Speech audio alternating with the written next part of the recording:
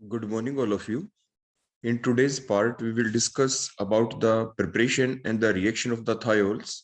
In the previous lecture of the organosulfur compound, we have given you the introductory lecture, what are organosulfur compound, about their nomenclature, and the different reasoning type questions on the different organosulfur compound like thiols, thioether, sulfonic acid.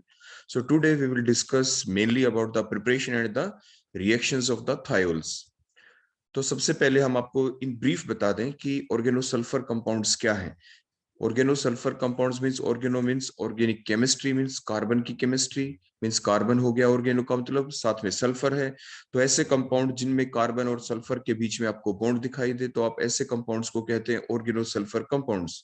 तो means compounds in which there is a bond between the carbon atom and the sulphur atom are called as the organosulphur compounds and the different examples of the organosulfur compounds are thiols, thioethers, sulfonic acid। और कुछ detergents भी हैं, आपने पढ़ा था कि detergents कई type के होते हैं, अलग लेक्चर भी हमने आपको उसके बारे में दे रखा है कि जो डिटर्जेंट्स हैं वो आपके कैटायनिक हो सकते हैं, एनायनिक हो सकते हैं, आपके न्यूट्रल डिटर्जेंट्स भी होते हैं। तो जो आपके एनायनिक डिटर्जेंट्स हैं वो कोई और नहीं, वो आपके कौन होते थे, सल्फोनिक एसिड के सॉल्ट ही होते हैं।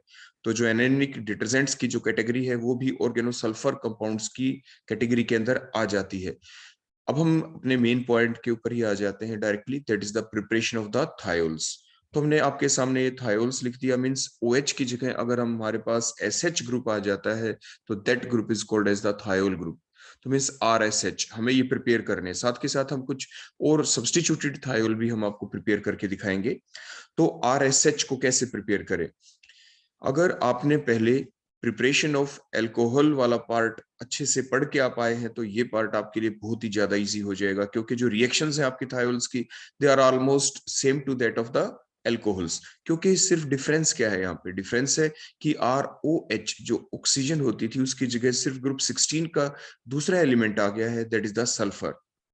तो means RSH they are the thiols and ROH को आप क्या कहते थे, दे आर एल्कोहल्स। तो मीन्स रिएक्शन ऑलमोस्ट सेम रहेंगी, थोड़ा थोड़ा डिफरेंस रहेगा, वो बेसिक पार्ट हम आपको बताते भी रहेंगे साथ के साथ। तो अगर हमें एल्केन से प्रिपेयर करना हो थायोल्स को तो आप क्या करें। तो आपने ध्यान दिया होगा हमेशा ही जो एल्केन वाला पार्ट जो हमने आपको पढ़ाया तो हमने आपको क्या बताया था।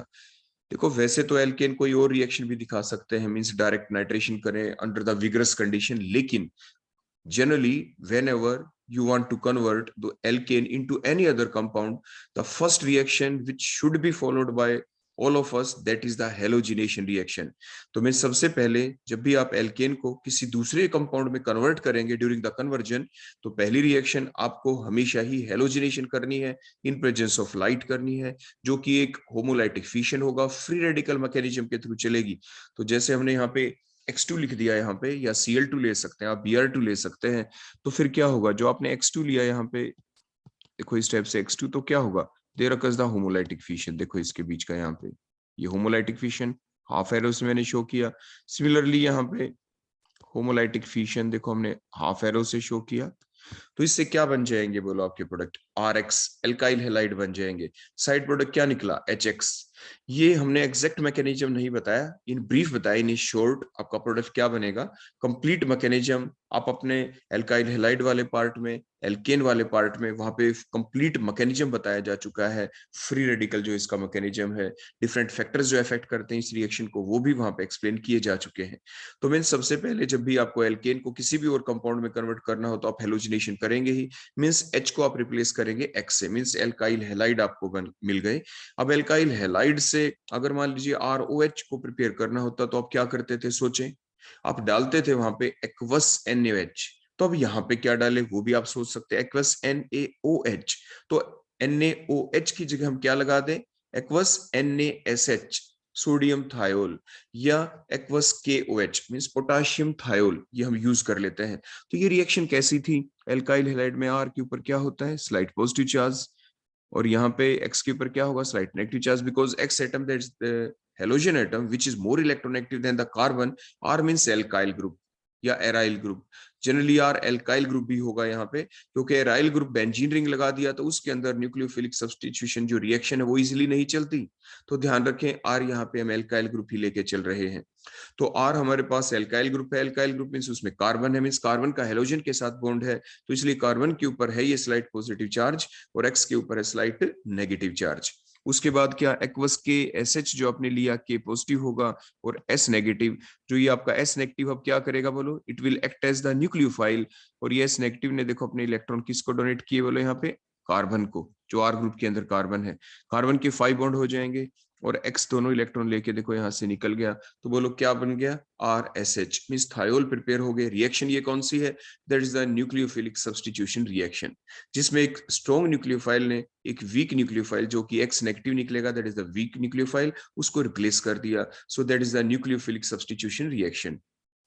पहले वाली क्या थी, हेलोजिनेशन रिएक्शन, जिसके द्वारा आर एच को हमने आर एक्स के अंदर कन्वर्ट किया, फ्री रेडिकल मैकेनिज्म से वो रिएक्शन चली। सेकंड आर एक्स को जब हमने थायोल्स के अंदर कन्वर्ट किया तो एक्वस के एस एच डाल सकते हैं, एक्वस आपकी एन ए एस एच आप डाल सकते हैं, लेकिन ज्यादा एनी कौन होगा इसमें, एन ए एस एच और के एस एच में के एस एच, इसलिए आमतौर पर हम के एस एच ले लेते हैं। और रिएक्शन चली न्यूक्लियोफिलिक सब्स्टिट्यूशन रिएक्शन और हमने प्रिपेयर कर लिया थायोल्स को। इसके बाद नेक्स्ट टेक्निक हम देखते हैं कि अगर अल्कोहल से कन्वर्ट करना हो तो हम क्या करें। अगर अल्कोहल से कन्वर्ट करना हो तो आपको एक चीज दिख रही है कि एक ऐसा कंपाउंड जरूर डालेंगे जिसमें सल्फर जरूर हो, ये जरूर ध्यान रखें। तो हमने क्या डाला, Na2S मीन सोडियम सल्फाइड, या P2S5 मीन्स पोटाश, आपके जो फास्फोरस पेंटासल्फाइड, इन दोनों में से आप कोई भी एक रिएजेंट यूज कर सकते हैं। आपके क्या मिल जाएगा, आपको RSH आपको यहाँ पे मिल जाएगा। ये रिएक्शन जो चली ये किस टाइप से चली, देखो आपको दिख रहा है कि उसी टाइप से आर के ऊपर देखो स्लाइट पॉजिटिव चार्ज है, ऑक्सीजन के ऊपर स्लाइट देखो नेगेटिव चार्ज होगा यहाँ पे। और ऑक्सीजन के आगे बोलो कौन है, ये जो ऑक्सीजन के आगे कौन है, H यहाँ पे। तो ऑक्सीजन ने देखो क्या किया, ऑक्सीजन ने यहाँ पे दोनों इलेक्ट्रॉन्स लिए देखो इस टाइप से, और साइमल्टेनियसली बोलो ये इलेक्ट्रॉन्स किसको दे देगा यहाँ पे। यहाँ पे जो Na2S अगर आप लिखें जैसे H2S की स्ट्रक्चर होती है, देखो यहाँ पे मान लीजिए ये Na है, ये Na है, तो इसके ऊपर क्या होगा बोलो, पॉजिटिव चार्ज, ये positive charge, slight positive, slight positive, सिर्फ समझाने के लिए आपको बता रहे हैं। सल्फर के ऊपर स्लाइट नेगेटिव, देखो स्लाइट, देखो इस टाइप से नेगेटिव चार्ज। सल्फर के पास ऑक्सीजन की तरह 2 लोन पेयर है, एक हमने शो कर दिया। तब होगा क्या, सल्फर ने अपने इलेक्ट्रॉन साइमल्टेनियसली किसको दे दिए बोलो, यहाँ पे आर पॉजिटिव को, ऑक्सीजन ने इलेक्ट्रॉन्स यहाँ से ले लिए। तो अब क्योंकि सल्फर ने ले लिए तो कहां से लेगा, ये भी सोडियम से कंप्लीटली छीन लिए। तो क्या बन गया आपका यहाँ पे, R S negative Na positive, और एस नेगेटिव Na पॉजिटिव, और साइड प्रोडक्ट आपका क्या निकल गया यहाँ पे, OH नेगेटिव के साथ यहाँ पे कौन है बोलो, Na। तो NaOH, तो आपका एच देखो ये साइड प्रोडक्ट निकल गया, और आपका क्या बन गया, R S negative Na positive. तो मिस मीडियम में वाटर तो है ही, तो जैसे ही आपका ये बनेगा R S negative Na positive, तो उसके बाद मीडियम से वाटर मिल जाएगा, एस की तरफ क्या आएगा बोलो, H पॉजिटिव, इधर क्या आएगा OH नेगेटिव, मीन्स क्या मिल गया हमें, RSH। यही हमें प्रिपेयर करना था। तो इस टाइप से कहने का मतलब क्या है कि अगर आपके पास अल्कोहल हो तो you can convert the alcohol into the thiol just by adding these reagent, that is the Na2S or the P2S5. That is the next method for the preparation of the thiols.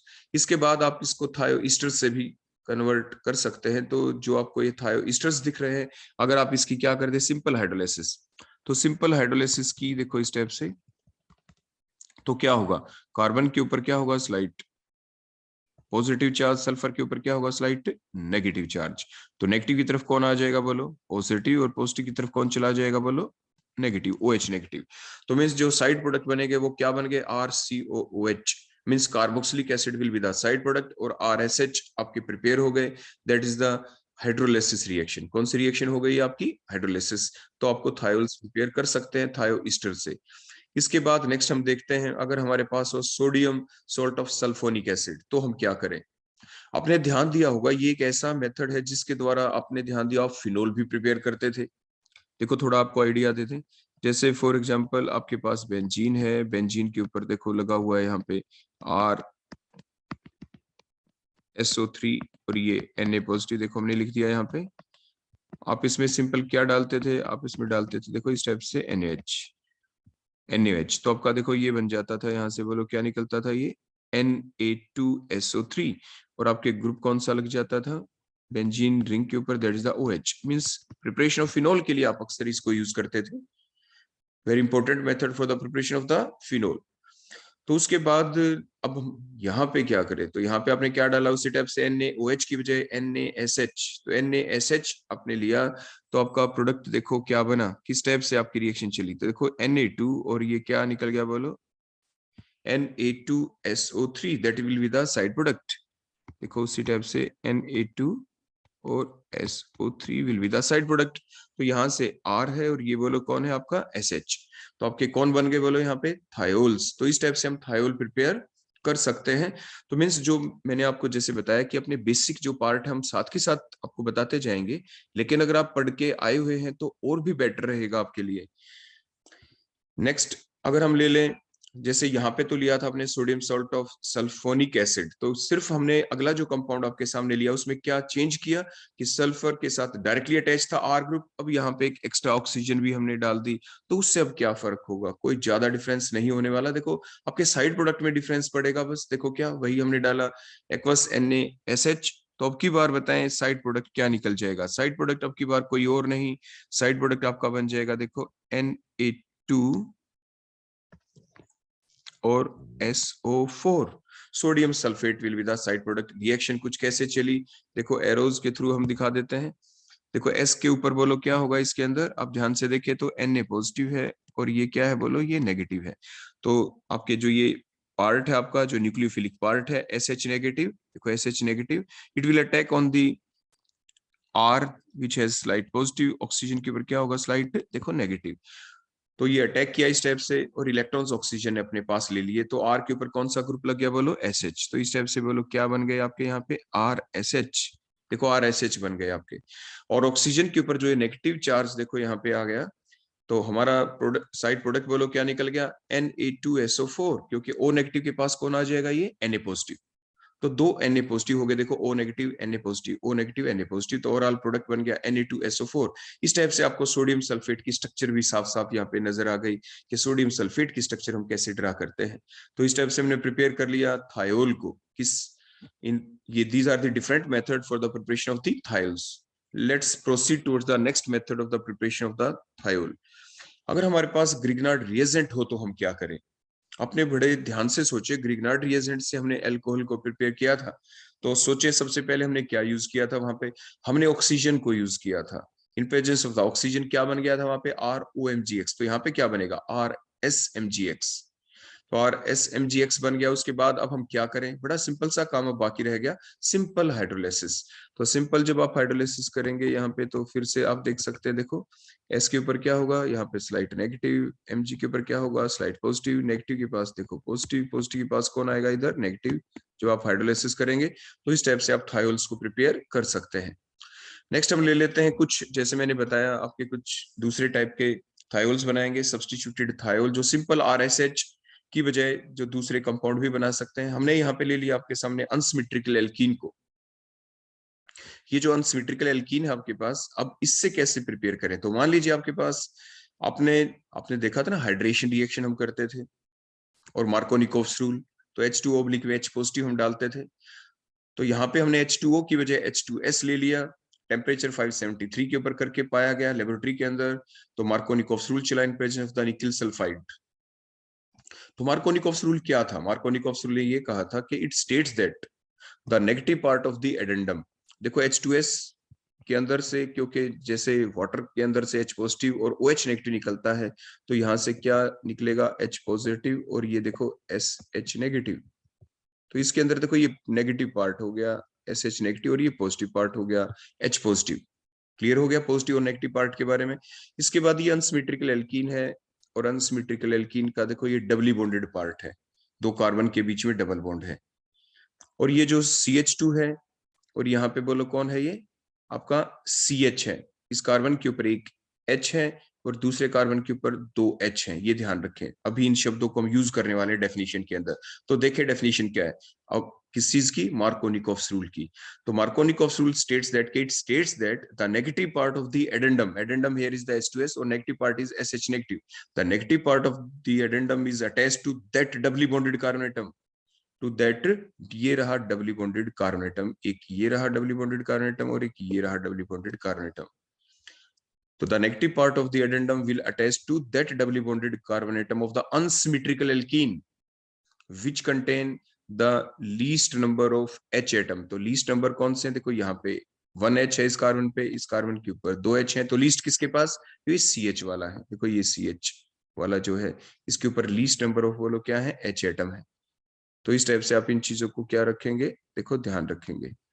तो अब attach हम कर देंगे. Final product हमारे पास देखो ये बन गया. इस फाइनल प्रोडक्ट में देखो आपने क्या देखा कि आपका SH जो नेगेटिव पार्ट था बोलो वो कहाँ पे जाके लगा? वो SH आपका जाके लग गया देखो इस कार्बन के ऊपर जिसके ऊपर लीस्ट नंबर ऑफ क्या है? H एटम है. तो नेगेटिव पार्ट लग गया SH इसके ऊपर और रिमेनिंग जो पार्ट है दूसरे के ऊपर लग गया. रिमेनिंग पार्ट कौन था आपका? H positive. तो इस टाइप से हमें क्या मिल गए? ये भी थायोल्स हैं क्योंकि कार्बन से कौन अटैच है? SH group. मीन्स हमें थायोल प्रिपेयर कर लिए. लगा मार्कोनिकोव्स. अगर हमें एंटी मार्कोनिकोव्स रूल से प्रोडक्ट बनाना हो तो क्या करें? तो देखो H2S ओब्लिक में इन प्रेजेंस ऑफ द लाइट हमने रिएक्शन को किया तो NTMR चला आपका. NTMR जस्ट रिवर्स थी इसकी डेफिनेशन कि the negative part of the addendum will attach to that doubly bonded carbon atom which contains the more number of the hydrogen atom. तो इसके ऊपर आपके कौन अटैच हो जाएगा?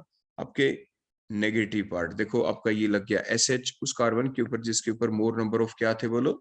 हाइड्रोजन एटम थे. तो ये जरूर ध्यान रखें जो हमने प्रॉपर वर्ड यूज किए कि डबली बॉन्डेड कार्बन एटम. डबली बॉन्डेड कार्बन एटम तो देखो ये दो ही थे. जिन दो कार्बन के बीच में डबल बॉन्ड है हम उन्हें डबली बॉन्डेड कार्बन एटम कहते हैं. तो इस टाइप से डेफिनेशन बेसिक आपको पहले से भी पता है लेकिन इन बेसिक चीजों को आप फिर से ध्यान रखेंगे. इसके बाद हम नेक्स्ट रिएक्शन को देखते हैं. Means thiourea. थायोयूरिया से अगर हमें प्रिपेयर करने हो थायोल्स तो आप किस टाइप से प्रिपेयर करेंगे? देखो थायोयूरिया आपके पास और ये हमने अल्काइल हैलाइड लिया. तो अब रिएक्शन देखो कैसे चली. सबसे पहले क्या होगा? नाइट्रोजन अपने लोन पे डोनेट करेगा टुवर्ड्स द कार्बन एटम.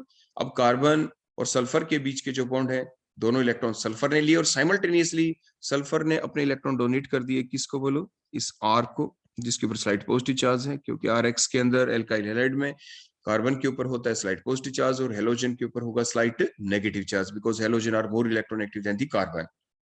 तो इस टाइप से आपने देखा कि आपका जो नेक्स्ट जो इंटरमीडिएट यहाँ पे बनेगा X देखो दोनों इलेक्ट्रॉन लेके चला गया तो S का बॉन्ड किस से बन गया? R से. देखो इस टाइप से क्लियर हो गया यहाँ से. इसके बाद नेक्स्ट हम क्या करेंगे? हाइड्रोलिसिस. देखो हाइड्रोलिसिस से देखो अब क्या हुआ यहाँ पे. जब हमने हाइड्रोलिसिस की तो हाइड्रोलिसिस देखो कुछ इस टाइप से चली. देखो ये बॉन्ड का क्लीवेज. देखो यहाँ पे ये स्लाइट नेगेटिव चार्ज, यहाँ पे देखो स्लाइट पॉजिटिव चार्ज. उसी टाइप से नेगेटिव के पास कौन आएगा? यहाँ पे H पॉजिटिव और इधर कौन आ जाएगा बोलो? OH negative. तो इंटरमीडिएट देखो आपके कौन बन गए ऊपर? तो RSH जो हमें बनाने थे. और इंटरमीडिएट जो निकला साइड प्रोडक्ट जो निकला वो कौन निकला आपका साइड प्रोडक्ट? देखो ये आपका साइड प्रोडक्ट जिसमें कार्बन के ऊपर देखो कौन लग गया यहाँ पे? OH. अब इसके बाद इसमें देखो टोटोमेरिज्म भी हो सकती है. टोटोमेरिज्म होगी तो देखो क्या? OH के दोनों इलेक्ट्रॉन देखो कार्बन की तरफ, कार्बन के 5 बॉन्ड, दोनों इलेक्ट्रॉन आपके किसकी तरफ? देखो नाइट्रोजन की तरफ. और इस टाइप से फर्दर कन्वर्ट हो जाएगा देखो किस चीज के अंदर? देखो NH2 ये सिंगल बॉन्ड C और देखो ये नया बॉन्ड बन गया C डबल बॉन्ड O और सिंगल बॉन्ड NH के पास देखो नेगेटिव चार्ज आएगा. नेगेटिव पास देखो ये H पॉजिटिव आ जाएगा NH2 और बोलो क्या बन गया? That is the urea. तो साइड प्रोडक्ट बोलो यहाँ पे क्या जनरेट हो जाएगा आपका? यूरिया आपका साइड प्रोडक्ट बन जाएगा. तो टोटोमेरिज्म चली जैसे मैंने आपको बताया और आपका साइड प्रोडक्ट बोलो क्या बन गया? इस टाइप से यूरिया आपका साइड प्रोडक्ट की फॉर्म में जनरेट हो जाएगा. इसके बाद ये तो थी सारी आपकी प्रिपरेशन, थायोल्स की प्रिपरेशन कि हम थायोल्स को कैसे प्रिपेयर कर सकते हैं. एग्जाम में कन्वर्जन भी आ सकते हैं कि कन्वर्ट जैसे कोई एल्केन, जैसे हमने बताया कोई भी एल्केन का नाम ले दें जैसे convert methane into methane thiol and so on. कोई भी देखो कन्वर्जन आपके एग्जाम में आ सकता है या व्हाट विल हैपन करके. व्हाट विल हैपन व्हेन आपके एल्कोहल कोई भी नाम दे दें methanol ethanol react with Na2S या P2S5 या what will happen when sodium salt of sulphonic acid react with aqueous NaSH. Means आपके क्वेश्चन किसी भी फॉर्म में आ सकते हैं लेकिन उसकी थोड़ी प्रैक्टिस के लिए हम आपको एक क्वेश्चन आपके सामने है कि कन्वर्ट ब्रोमोबेंजीन. देखो ये ब्रोमोबेंजीन है इनटू मिथाइल. देखो ये मिथाइल रहा. फिनाइल देखो ये फिनाइल है और आगे कौन है? Methyl phenyl sulphide. तो मिथाइल फिनाइल सल्फाइड के अंदर आप कैसे कन्वर्ट करेंगे इसको? तो इसके लिए सबसे पहले हम क्या करें? आपको साफ साफ क्लियर दिख रहा है यहाँ पे कि सल्फर का इंट्रोडक्शन आपको करना है, लेकिन सल्फर डायरेक्ट आए कैसे? तो सबसे पहले आपको ब्रोमोबेंजीन को ग्रिग्नार्ड रिएजेंट में कन्वर्ट करना होगा। तो मैग्नीशियम के साथ reaction in presence of dry ether, तो आपके मेटल मैग्नीशियम है, मेटल इंसर्शन रिएक्शन है ये। तो कार्बन हेलोजन के बीच में इस मेटल की देखो क्या होगी यहाँ पे इंसर्शन। ऑर्गेनोमेटेलिक कंपाउंड के का यूनिट आप देख सकते हैं जो हमने आपको पढ़ा रखा कि how can you prepare the organomagnesium compound. तो ये ऑर्गेनोमैग्नीशियम कंपाउंड है जो आपके सामने ग्रिग्नार्ड रिएजेंट जो भी प्रिपेयर हो गया। It is nothing but it is the organometallic compound, it is a organomagnesium compound. क्योंकि यहाँ पे मेटल मैग्नीशियम है और यहाँ पे बेंजीन का देखो कार्बन है, ये मेटल मैग्नीशियम और कार्बन के बीच में देखो ये बॉन्ड बन गया यहाँ पे। So the compound in which there is a bond in between the metal and the carbon called as the organometallic compound. Especially here the bond is in between the carbon and magnesium, so called as the organomagnesium compound. जैसे अभी आप जो prepare कर रहे हैं, जो आपने पीछे प्रिपेयर किए थे थायोल्स, जैसे वो कौन थे आपके? Organo sulphur compound. तो ये ग्रिग्नार्ड रिएजेंट एक ऑर्गेनोमेटेलिक कंपाउंड है, ऑर्गेनोमैग्नीशियम कंपाउंड है। इसके बाद नेक्स्ट हम क्या करेंगे, इसकी रिएक्शन सल्फर के साथ जैसे हम ऑक्सीजन के साथ करते थे, तो बीच में इंसर्शन हो जाएंगे थ्रू ए मैकेनिज्म। तो आपके क्या बन गया? बेंजीन रिंग के कार्बन के साथ सल्फर, फिर MgBr। उसके बाद रिएक्शन हम किसके साथ करेंगे? आपके एल्काइल हैलाइड के साथ, जो हमने ले लिया मिथाइल आयोडाइड यहाँ पे या आयोडोमीथेन। इसमें देखो रिएक्शन कैसे चली, बड़ी सिंपल सी रिएक्शन है ये। इसमें क्या होगा, दोनों इलेक्ट्रॉन देखो सल्फर ने ले लिया अपनी तरफ, Mg और Br के इलेक्ट्रॉन दोनों लेते ही किसको ये डोनेट करेगा? बोलो यहाँ पे आपको कौन दिख रहा है?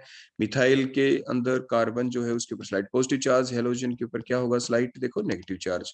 तो sulphur will donate their lone paired electron to the carbon atom and simultaneously the C-I bond will break because I is a very good living group। दोनों के दोनों इलेक्ट्रॉन लेके C और I बॉन्ड के यहाँ से ID निकल जाएगा। तो आपका साइड प्रोडक्ट बोलो कौन निकलेगा? जो मैग्नीशियम है, मैग्नीशियम के साथ देखो एक तो Br पहले से था और मैग्नीशियम के ऊपर देखो यहाँ पे जनरेट हो चुका है पॉजिटिव चार्ज, तो इसके पास कौन आ जाएगा? दोनों इलेक्ट्रॉन लेके यहाँ पे देखो इसके साथ लग गया यहाँ पे I। So that will be the side product. ये आपका साइड प्रोडक्ट निकल जाएगा और ये हमारा कन्वर्जन कंप्लीट हुआ। हमने ब्रोमोबेंजीन को किस में कन्वर्ट कर दिया? मिथाइल फिनाइल सल्फाइड के अंदर।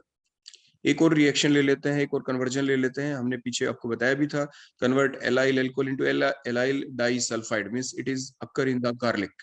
तो एलाइल अल्कोहल की देखो ये स्ट्रक्चर है। एलाइल देखो जो आपकी एल्कीन होती है, एल्कीन के आगे एक CH3 ग्रुप का H हटा के अगर हम कोई भी ग्रुप लगा दें, OH लगा दिया एलाइल अल्कोहल, Cl लगा दें allyl chloride and so on, तो ये जो ग्रुप है आपका that is the allyl group. देखो ये जो इतना बड़ा ग्रुप है ये कोई और नहीं, ये एलाइल होता है। अगर हम इस पार्ट को छुपा लें, देखो इस पार्ट को हम छुपा लें, तो ये जो पार्ट बन जाता है that is the vinyl group. ये विनाइल होता है, आप ध्यान रखें। कई बार इसमें पजलिंग हो जाती है, एग्जाम में लिखना होता है एलाइल, मान लीजिए कन्वर्जन आ गया और आप लिख देंगे वहां पे विनाइल, तो इन चीजों में पजल ना हो। जो ग्रुप अभी देखो मैंने जो छुपो दिया CH2H को, और ये जो रिमेनिंग ग्रुप था CH2 double bond CH means ethene, ethene का एक H हटा देते हैं, that called the vinyl group. लेकिन अगर आपके पास प्रोपीन हो, देखो ये प्रोपीन है यहाँ पे, that is the propene. Propene के अंदर से जो आपका sp3 हाइब्रिडाइज्ड कार्बन है जो CH3 था उसका H हटा दे, now that is the allyl group. अब ये एलाइल है, इस एलाइल के ऊपर OH लगा दिया, एलाइल अल्कोहल बन गया। तो ये चीज आप जरूर ध्यान रखें, इसलिए हम आपको बार बार बता रहे हैं क्योंकि ये गलतियां एग्जाम में होती हैं। उसके बाद अब इसको कन्वर्ट किस पे करना है? एलाइल डाइसल्फाइड के अंदर। देखो ये एलाइल ग्रुप, ये एलाइल ग्रुप है और देखो ये दो सल्फर हैं, so called as the allyl disulphide. अब इसको कन्वर्ट कैसे करें? बड़ी सिंपल रिएक्शन है। सबसे पहले हम डार्जन रिएक्शन करेंगे, क्योंकि यहाँ पे ये डाइमराइजेशन वाला जो प्रोडक्ट है ये कैसे बनते हुए दिखाएं। तो सबसे पहले डार्जन reaction, because it is the best method for the replacement of the OH group by the Cl। देखो यहाँ से एक तो क्या निकलेगी, SO2S गैस निकलती है, दूसरा H एक Cl को लेके चला जाएगा, HCl गैस, तो दो गैस निकलती हैं। Side product are the gases है, तो जिसकी वजह से इसको बेस्ट मेथड माना जाता है। तो वो मेथड बेस्ट होता है जिसके दौरान साइड प्रोडक्ट गैसेज हों, आपके साइड प्रोडक्टों को आइसोलेट करने की दिक्कत ना आए। मींस अगर आपको यहाँ पे एलाइल क्लोराइड कन्वर्ट करना हो, सिंपल मान लीजिए एलाइल अल्कोहल को एलाइल क्लोराइड में कन्वर्ट करना था, तो उस वक्त ये मेथड सबसे बेस्ट था। उसके बाद एलाइल क्लोराइड आपके पास आ गया। उसके बाद हम क्या डालेंगे इसमें? Aqueous NaSH। एक्वस NaSH डालेंगे तो Cl ग्रुप की रिप्लेसमेंट किससे होगी? देखो उसी टाइप से, कार्बन के ऊपर स्लाइड पॉजिटिव चार्ज, Cl पे देखो slide negative charge, Na positive है, S नेगेटिव SH नेगेटिव जो बन गया ये न्यूक्लियोफाइल है, ये अपने इलेक्ट्रॉन किसको डोनेट करेगा, इस कार्बन को। दोनों इलेक्ट्रॉन देखो Cl अपने साथ लेके चला गया और आपके कौन सा ग्रुप लग गया बोलो यहाँ पे SH, मींस एलाइल मरकैप्टेन बन गए। कौन बन गए, एलाइल मरकैप्टेन, मींस आपके थायोल्स बन गए। SH group means thiol group आपका लग गया। अब हम क्या करें, देखो बिल्कुल एक ही स्टेप बच गई अब आपकी, एक ही चीज अब हमें इसी में डालनी है, मींस I2 हमने डाल दिया, तो 2 मोल यूज करेंगे हम इसके, तो जिससे क्या होगा, ये H यहाँ से बोलो किसको ले जाएगा, एक I को, ये जो दूसरा जो मोल है उसका भी H किसके साथ बोलो, I के साथ, मींस HI निकल जाएंगे। अब सल्फर का, क्योंकि देखो यहाँ से बॉन्ड इस टाइप से देखो क्लीवेज हो गया सल्फर का, देखो ये बॉन्ड क्लीवेज, यहाँ से SH बॉन्ड भी देखो आपका क्लीवेज हो गया। तो अब सल्फर क्या करे, अपनी रिमेनिंग वैलेंसी को पूरा कैसे करे, मींस जो ये 2 सल्फर हैं ये आपस में बॉन्ड बना लेंगे और जिसकी वजह से हमें मिल जाएगा बोलो कौन, एलाइल डाई सल्फाइड। तो इस टाइप से ये कन्वर्जन हमारा कंप्लीट हुआ कि हमने कन्वर्ट किया एलाइल एल्कोहल को एलाइल डाई सल्फाइड के अंदर। अब हमारा नेक्स्ट पार्ट है रिएक्शन ऑफ द थायोल्स। ये थायोल्स है हमारे पास, रिएक्शन बड़ी बेसिक होंगी, वही एल्कोहल टाइप की रिएक्शन, कुछ एक रिएक्शन हम आपके सामने रखेंगे अब।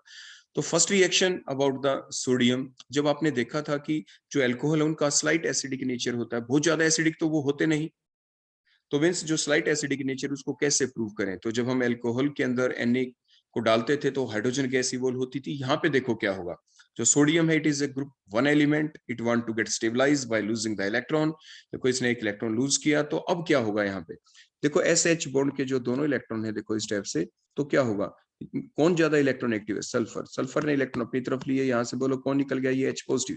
ये जो H पॉजिटिव निकलेगा, ये H पॉजिटिव इलेक्ट्रॉन को देखो इसको गेन कर लेगा, H पॉजिटिव इस इलेक्ट्रॉन को लेके क्या बनाएगा, यहां से बन जाएंगे H जो बने और दूसरे H के साथ मिलके, या आप ऐसा लिख सकते हैं हाफ H2, मींस आपकी हाइड्रोजन गैस इवॉल्व हो जाएगी। मोर प्रॉपरली कहें तो H बनेगा, H दूसरे H के साथ मिलेगा, ऐसे और भी H बनेंगे और HH मिलके आपके फर्दर दूसरे H के साथ मिलके हाइड्रोजन गैस इवॉल्व हो जाएगी। तो in the form of bubbles, जो आपके पास टेस्ट ट्यूब होगी, टेस्ट ट्यूब के अंदर आपको बबलिंग दिखाई दे, तो मींस हाइड्रोजन गैस इवॉल्व हो रही है, वो आपके थायोल के एसिडिक नेचर को क्या करते हैं, एक्सप्लेन। तो थायोल के एसिडिक नेचर को एक्सप्लेन करने के लिए हम सोडियम को यूज कर लेते हैं। तो आपके क्या बन गया, देखो RS नेगेटिव, क्योंकि S के ऊपर नेगेटिव चार्ज और यहाँ पे देखो Na पॉजिटिव, तो RS नेगेटिव Na पॉजिटिव बना, प्लस में हाइड्रोजन गैस क्या हो गई, इवॉल्व। तो evolution of the hydrogen gas here the explain the acidic nature of the thiols, कि थायोल का एसिडिक नेचर है। तो ये हमने एक्सप्लेन कर दिया थायोल का एसिडिक नेचर। सिमिलरली अगर हम Na ना लेते और क्या ले लेते बोलो, यहाँ पे देखो ये हाइड्रोजन गैस हमने इवॉल्व होती हुई दिखा दी। अगर हम Na ना लेके NaOH ले ले तो क्या होगा, तो उसी टाइप से सिमिलर रिएक्शन आपकी वहां पे बोलो क्या निकली थी, हाइड्रोजन गैस, तो यहाँ पे क्या निकल जाएगा, यहाँ पे आपका निकल जाएगा बोलो कौन, वाटर। बोलो कौन निकलेगा आपका, वाटर। और S नेगेटिव होगा उसी टाइप से, देखो सल्फर के क्या आएगा, देखो यहाँ से सेम वे, यहाँ पे हाइड्रोजन H पॉजिटिव ही निकलेगा और ये इसके ऊपर देखो नेगेटिव चार्ज, नेगेटिव के पास कौन आ गया, positive, RS negative Na positive, plus में ये H पॉजिटिव के साथ कौन मिलेगा, यहाँ पे देखो ये OH negative, means water loss हो जाएगा यहाँ पे। लेकिन जो वाटर लॉस हुआ इससे हमें एकदम दिखेगा नहीं ना लेबोरेटरी के अंदर, वाटर तो टेस्ट ट्यूब में रह जाएगा।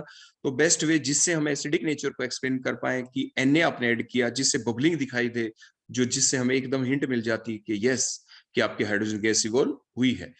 तो इसलिए इसके एसिडिक नेचर को प्रूव करने के लिए पेपर में तो खैर ये भी पूछ लेंगे एग्जाम में आपसे कि NaOH हम डाल दे तो क्या प्रोडक्ट आपके बनेंगे, तो आप बता देंगे RS negative Na positive along with the liberation of the water, water भी आपके साथ के साथ लिबरेट हो गया, प्रोड्यूस हो गया। तो ये थी फर्स्ट रिएक्शन थायोल्स की जो हमने देखी, like that of the alcohol. Next हम देखते हैं कार्बोक्सिलिक एसिड के साथ रिएक्शन, ये भी हम पढ़ चुके थे, स्टेरिफिकेशन रिएक्शन थी ये, जिसमें हम ईस्टर्स को प्रिपेयर करते थे इन प्रेजेंस ऑफ HCl गैस, जिसे आप ध्यान होगा फिशर स्पायर स्टेरिफिकेशन रिएक्शन कहते थे। उसका मैकेनिज्म भी हमने देखा था कि बॉन्ड क्लीवेज कहां से होगा, तो आपने देखा था ना वहां पे हमने जो आपकी रेडियो एक्टिव लेबलिंग टेक्निक के द्वारा हमने इस रिएक्शन को किया था और हमने प्रूव कर दिया था कि बॉन्ड जो क्लीवेज होगा, जो कार्बोक्सिलिक एसिड है इसके अंदर से देखो ये CO बॉन्ड का क्लीवेज होता है, मींस यहाँ से OH निकलेगा और थायोल के अंदर से देखो H आएगा और इस टाइप से बोलो क्या लॉस हो जाएगा, ये वाटर लॉस हो जाएगा यहाँ से, और नया बॉन्ड देखो इनके बीच बन जाएगा, देखो ये नया बॉन्ड कार्बन और सल्फर के बीच। तो इस टाइप से आपके प्रोडक्ट बन गए, देखो कार्बन और सल्फर के बीच ये नया बॉन्ड देखो बन गया। तो ये रिएक्शन वही है, esterification reaction, like the Fischer Speier esterification during the synthesis of the esters in case of the, ये दोनों रिएक्शन के मैकेनिज्म भी हम आपको बता चुके हैं स्टेरिफिकेशन रिएक्शन के, और एक जगह नहीं दो जगह हमने इसका मैकेनिज्म आपको एक्सप्लेन किया था। जब हमने अल्कोहल वाला चैप्टर आपको पढ़ा है उसके दौरान हमने मैकेनिज्म एक्सप्लेन किया। जब कार्बोक्सिलिक एसिड हमने पढ़ा तो कार्बोक्सिलिक एसिड के अंदर भी हमने जो एस्टेरिफिकेशन रिएक्शन है उसका मैकेनिज्म वहां पे डिस्कस किया था। तो वहां पे मैकेनिज्म भी आप दोबारा से रिवाइज कर सकते हैं। नेक्स्ट रिएक्शन लेते हैं कंसंट्रेटेड HNO3 के साथ, मींस ऑक्सीडेशन रिएक्शन है, क्योंकि नाइट्रेशन रिएक्शन में भी इसको यूज करते हैं और it is a very good oxidising agent. तो एक चीज आपको ध्यान रहनी चाहिए, हमने आपको प्रीवियस लेक्चर में बताया था कि सल्फर जो atom it can, it is a group 16 element. Sulphur is a group 16 element, it is present below the oxygen. तो ग्रुप 16 एलिमेंट है ये, ऑक्सीजन के जस्ट नीचे है, और it can expand their valency, it can expand their valency because it has the vacant d orbital, इसके पास vacant d orbital होते हैं और ये अपनी वैलेंसी को एक्सपेंड कर सकता है। तो वैलेंसी को एक्सपेंड मैक्सिमम कहां तक कर सकता है? तो ग्रुप 16 एलिमेंट है, इसके वैलेंस शेल के अंदर देखो 6 इलेक्ट्रॉन्स हैं, 16 इसका एटॉमिक नंबर है। तो इसके वैलेंस शेल में बोलो कितने इलेक्ट्रॉन है? 1s2 2s2, देखो 2p6 और 3s2 3p4, आप देख सकते हैं इसकी वैलेंस शेल के अंदर टोटल 6 इलेक्ट्रॉन है। क्योंकि इसके पास वैकेंट डी ऑर्बिटल है तो अपनी वैलेंसी को एक्सपेंड कर लेगा, 6 अनपेड इलेक्ट्रॉन इसके पास हो सकते हैं, मींस 6 बॉन्ड बना सकता है। थायोल में देखें तो सल्फर के पास अभी देखो ये लोन पेयर है, मींस इन लोन पेयर को एक्साइट कर सकता है बाहर वैकेंट डी ऑर्बिटल के अंदर, अपनी वैलेंसी को एक्सपेंड कर सकता है सल्फर। तो ऑक्सीडेशन हम कर रहे हैं, तो ऑक्सीडेशन करेंगे तो क्या होगा? देखो RSH जो था आपके पास, अगर एक ऑक्सीजन आ जाए तो सल्फर बिल्कुल आराम से यहाँ पे डबल बॉन्ड बना लेगा।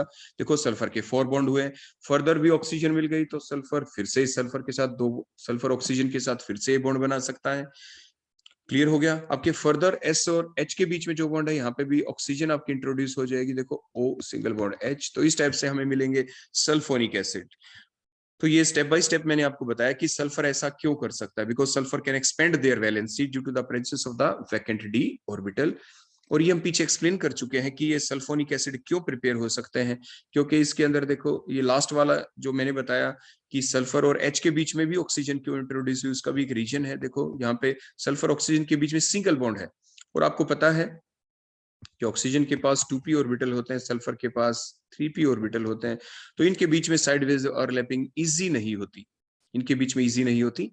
और यहाँ पे 3p की बजाय आप ये कह सकते हैं कि जो ये पाई बॉन्ड जो बना यहाँ पे ऑक्सीजन का तो 2p होगा, हम बोलने में 3p बोल देते हैं लेकिन वास्तविकता में मान लीजिए d है, तो p पाई d पाई बॉन्डिंग हो जाएगी। यहाँ पे p पाई d पाई बॉन्डिंग से आपका ये डबल बॉन्ड बनेगा, लेकिन ये ज्यादा स्टेबल नहीं होगा due to the energy difference. तो अब होता क्या है, ये ऑक्सीजन क्यों आई लास्ट वाली, जो देखो हमने आपको बताया था, अभी देखो फिर से ध्यान दें, मैंने ये कहा था कि ऑक्सीजन आई, ऑक्सीजन सल्फर के बीच डबल बॉन्ड, ऑक्सीजन सल्फर के बीच डबल बॉन्ड। फिर मैंने ये कहा सल्फर और H के जो बॉन्ड है यहाँ पे भी ऑक्सीजन इंट्रोड्यूस होगी, ये भी ऑक्सीडेशन वाला पार्ट होगा, यहाँ पे भी ऑक्सीडेशन होगा। ऐसा क्यों? ऐसा इसलिए टू स्टेबलाइज दैट सिस्टम, पीछे हमने एक्सप्लेन किया था, क्योंकि ये जो ऑक्सीजन है और ये सल्फरिन के बीच में यहाँ पे देखो सिंगल बॉन्ड है, दैट इज मोर स्टेबल, और सल्फर ऑक्सीजन के बीच के देखो ये जो पाई बॉन्ड के इलेक्ट्रॉन है दैट इज लेस स्टेबल। जो ये पाई बॉन्ड है ये आपका लेस स्टेबल है यहाँ पे। तो ये लेस स्टेबल क्यों है, हमने ऊपर रीजनिंग बता दी थी, क्योंकि सल्फर का 3d यूज होगा, ऑक्सीजन का 2p, एनर्जी डिफरेंस ज्यादा है, इफेक्टिव साइडवेज ओवरलैपिंग नहीं होगी, इसीलिए ताकि ये सल्फर ऑक्सीजन के बीच सिंगल बॉन्ड रहे, कंप्लीट डबल बॉन्ड करेक्टर ना रहे, तो रेजोनेंस देखो प्रोसेस इस टाइप से देखो चलती रहती है। अब इधर सल्फर ऑक्सीजन के बीच डबल बॉन्ड बन जाएगा, वहां पे सिंगल बॉन्ड, फिर एंड सो ऑन, इस टाइप से ये प्रोसेस रिपीट होती चली जाती है। हमने पहले एक्सप्लेन कर दिया था प्रीवियस लेक्चर के अंदर। तो जिसकी वजह से सल्फोनिक एसिड गेट स्टेबलाइज्ड, ये आपके स्टेबलाइज्ड हो जाते हैं। तो इन चीज को आपको जरूर ध्यान रखना है, बेसिक पार्ट को आप भूलते मत रहना, क्योंकि हर चीज यूज होने वाली है साथ के साथ। इसके बाद हम नेक्स्ट रिएक्शन को देख लेते हैं। नेक्स्ट रिएक्शन, अगर वीक ऑक्सीडाइजिंग एजेंट होता तो क्या होता? देखो वीक ऑक्सीडाइजिंग एजेंट अगर होगा तो आपकी कंप्लीट ऑक्सीडेशन नहीं होगी। जैसे फॉर एग्जांपल हमने क्या किया, एक मोल और ले लिया देखो थायोल का, और इसके बाद देखो क्या निकला, ये देखो ये निकल गया, देखो यहाँ से वाटर, देखो इस टाइप से वाटर लॉस हो गया। तो क्या बन गए आपके? बन गए di alkyl di sulphide, di alkyl di sulphide, क्योंकि नया बॉन्ड देखो ऊपर देखो सल्फर सल्फर के बीच बनेगा, क्योंकि देखो यहाँ से H निकल गया है, इसका भी देखो H निकल गया था, तो सल्फर के एक बॉन्ड की कमी, ऊपर वाले सल्फर के एक बॉन्ड की कमी हो गई। तो सल्फर सल्फर अपनी वैलेंसी को कंप्लीट कर लेंगे, आपस में बॉन्ड बना लेंगे, तो इस टाइप से लिंकेज हो गई सल्फर सल्फर के बीच। जैसे हम कहते थे पर ऑक्साइड बॉन्ड, ओ ओ के बीच के बॉन्ड को हम कहते थे पर ऑक्साइड बॉन्ड, पर ऑक्साइड बॉन्ड।